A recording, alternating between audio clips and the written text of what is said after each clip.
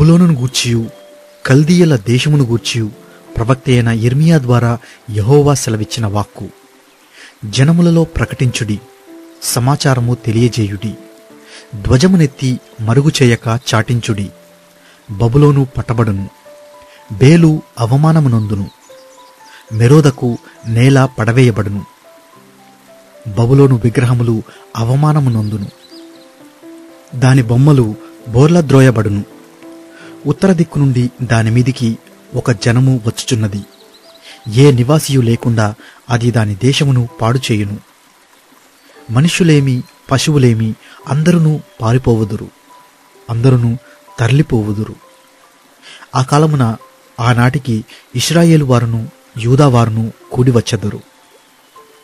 ఏడ్చుచూ సాగుచూ తమ దేవుడైన యెహోవా యొద్ద విచారించుటకై వచ్చెదరు. ఎన్నటికిని మరువబడని నిత్య నిబంధన చేసుకుని యెహోవాను కలిసికొందము రండని చెప్పుకొనుచు సియోను తట్టు అభిముఖులై అతడికి వెళ్ళు మార్గము ఏదని అడుగుచూ వచ్చెదరు. ఇదే యెహోవా వాక్కు.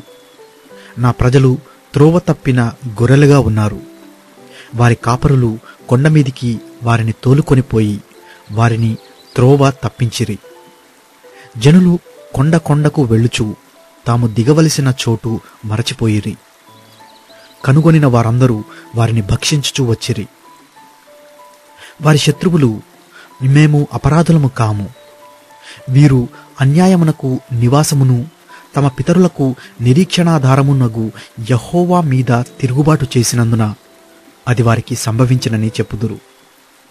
బబులోనులో నుండి పారిపోవుడి, కల్దీయుల దేశంలో నుండి బయలువెళ్ళుడి. మందలకు ముందు మేకపోతులు నడుచునట్లు ముందర నడువుడి.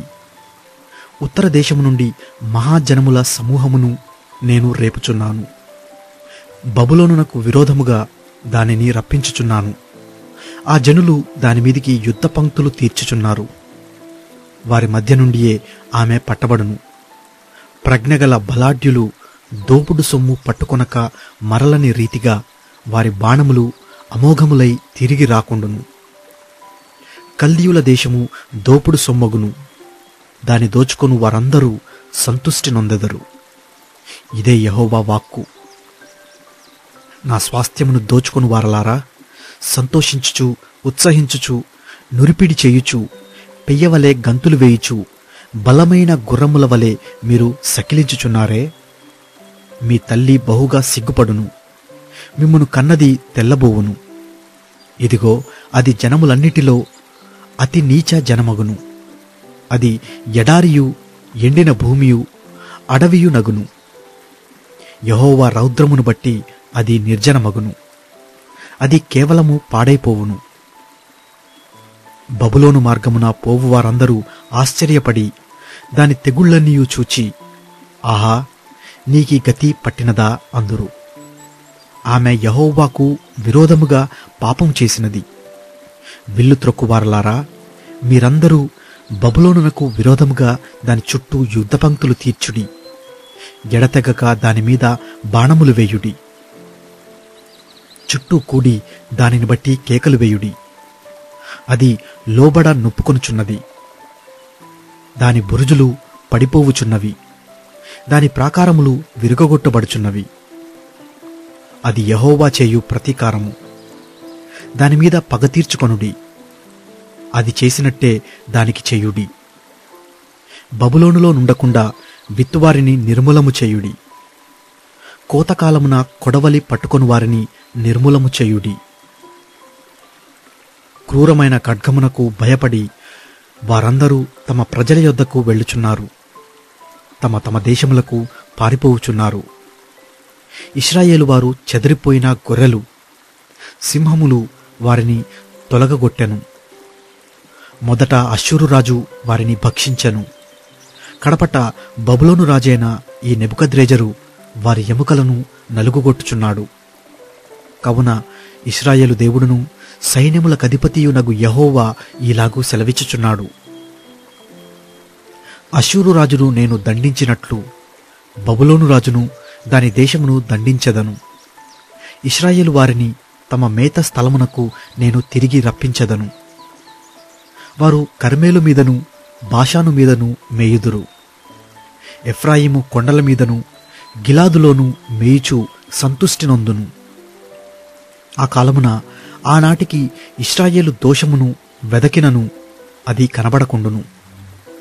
యూదా పాపములు వెదకినను అవి దొరకవు. నశింపజేసిన వారిని నేను క్షమించెదను. ఇదే యెహోవా వాక్కు. దండెత్తి మెరాతయీయుల దేశము మీదికి పొమ్ము, పెకోదీయుల దేశము మీదికి పొమ్ము. వారిని హతము చేయుము. వారు శాపగ్రస్తులని ప్రకటించుము. నేను మీకిచ్చిన ఆజ్ఞ అంతటిని బట్టి చేయుము. ఆలకించుడి. దేశములో యుద్ధధ్వని వినపడుచున్నది, అధిక నాశనధ్వని వినబడుచున్నది. సర్వభూమిని కొట్టుచున్న సమ్మెట తెగి బొత్తిగా విరుగగొట్టబడెను. అన్యజనులలో బబులోను బొత్తిగా పాడైపోయెను. బబులోను, నిన్ను పట్టుకొనుటకై బోనుపెట్టియున్నాను. తెలియకయే నీవు పట్టబడియున్నావు. యెహోవాతో నీవు యుద్ధము చేయ బూనుకొంటివి. నీవు చిక్కుబడి పట్టబడియున్నావు. కల్దీయుల దేశములో ప్రభువును సైన్యములకు అధిపతియునగు యెహోవాకు పనియున్నది. యెహోవా తన ఆయుధశాలను తెరచి కోపము తీర్చు తన ఆయుధములను వెలుపలికి తెచ్చుచున్నాడు. నలుదిక్కుల నుండి వచ్చి దానిమీద పడుడి. దాని ధాన్యపు కొట్లను విప్పుడి. కసవు కుప్పలు వేసినట్లు దానిని కుప్పలు వేయుడి. శేషమేమీ లేకుండా నాశనము చేయుడి. దాని ఇండ్లన్నిటినీ వధించుడి. అది వధకు పోవలను. అయ్యో, వారికి శ్రమ! వారి దినము ఆసన్నమాయెను. వారి దండన కాలము వచ్చెను. ఆలకించుడి. పారిపోయి బబులోను దేశములో నుండి తప్పించుకొనుడి. వచ్చుచున్న వారి శబ్దము వినబడుచున్నది. మన దేవుడైన యెహోవా చేయు ప్రతీకార సమాచారమును, తన ఆలయము విషయమై ఆయన చేయు ప్రతీకార సమాచారమును సియోనులో ప్రకటించుడి. వారు వచ్చుచున్నారు. బబులోనునకు రండని విలుకాండ్రను పిలువుడి. విల్లు త్రొక్కువారలారా, మీరందరూ దాని చుట్టూ దిగుడి. అది యెహోవా మీద గర్వపడినది. ఇశ్రాయేలు పరిశుద్ధుని మీద గర్వపడినది. దానిలో నొకడును తప్పించుకొనకూడదు. దాని క్రియలను బట్టి దానికి ప్రతీకారము చేయుడి. అది చేసిన పని అంతటిని బట్టి దానికి ప్రతీకారము చేయుడి. కావున ఆ దినమున దాని యవనస్తులు దాని వీధులలో కూలుదురు. దాని యోధులందరూ తుడిచివేయబడుదురు. ఇదే యెహోవా వాక్కు. ప్రభువును సైన్యములకు అధిపతియునగు యెహోవా వాక్కు ఇదే. గర్విష్ఠుడా, నేను నీకు విరోధినయ్యున్నాను. నీ దినము వచ్చుచున్నది. నేను నిన్ను శిక్షించు కాలము వచ్చుచున్నది. గర్విష్ఠుడు తొట్రిల్లి కూలును. అతని లేవనెత్తువాడెవడునూ లేకపోవును. నేనతని పురములలో అగ్ని రాజబెట్టెదను. అది అతని చుట్టుపట్టులన్నిటినీ కాల్చివేయును. సైన్యములకు అధిపతియగు యెహోవా ఈలాగూ సెలవిచ్చుచున్నాడు. ఒకడును తప్పకుండా ఇశ్రాయేలు వారును యూదావారును బాధింపబడిరి. వారిని చెరపెట్టిన వారందరూ వారిని గట్టిగా పట్టుకొనుచున్నారు. వారిని పోనిచ్చుటకు సమ్మతింపరు. వారి విమోచకుడు బలవంతుడు. సైన్యములకు అధిపతియగు యెహోవా అని ఆయనకు పేరు. భూమికి విశ్రాంతి కలుగుజేయుటకును బబులోను నివాసులను కలవరపరచుటకును ఆయన బాగుగా వాదించి వారి వ్యాజ్యమును కడముట్టించును. యెహోవా మాట ఇదే. కల్దీయులను, బబులోను నివాసులను, దాని అధిపతులను, జ్ఞానులను కత్తిపాలగుదురు. ప్రగల్భములు పలుకువారు ఖడ్గవశులై పిచ్చివాండ్రగుదురు. బలాఢ్యులు నిర్మూలమగు వరకు ఖడ్గము వారి మీద పడును. ఖడ్గము వారి గుర్రముల మీద పడును. వారి రథముల మీద పడును. ఖడ్గము వారి మీదికి దిగుట చేత దానిలోనున్న పరదేశులు స్త్రీల వంటి వారగుదురు. అది దాని నిధుల మీద పడగా అవి దోచుకొనబడును. నీళ్లకు ఎద్దడి తగులును. అవి ఇంకిపోవును. అది చక్కబడిన విగ్రహముల గల దేశము. జనులు భీకర ప్రతిమలను బట్టి పిచ్చిచేష్టలు చేయుదురు. అందుచేతను అడవి పిల్లులను, నక్కలును అక్కడ నివసించును. నిప్పుకోళ్లును దానిలో నివాసము చేయును. ఇక మీదట అది ఎన్నడును నివాస స్థలము కాకపోవును. తరతరములు దానిలో ఎవరునూ కాపురముండరు. యెహోవా వాక్కు ఇదే. సొదొమ గొమొర్రాను వాటి సమీప పట్టణములను దేవుడు నాశనము చేసినప్పుడు జరిగిన రీతిగా ఎవడునూ అక్కడ కాపురముండకపోవును. ఏ నరుడును దానిలో బస చేయడు. జనులు ఉత్తర దిక్కు నుండి వచ్చుచున్నారు. మహాజనమును అనేక రాజులను భూదిగంతముల నుండి రేపబడెదరు. వారు వింటిని ఈటను పట్టుకొని వచ్చెదరు. వారు క్రూరులు, జాలి పడనివారు. వారి స్వరము సముద్ర ఘోషవలే ఉన్నది. వారు గుర్రములను ఎక్కువారు. బబులోను కుమారి, ఒకడు యుద్ధ పంక్తులు తీర్చు రీతిగా వారందరూ నీ మీద పంక్తులు తీర్చుచున్నారు.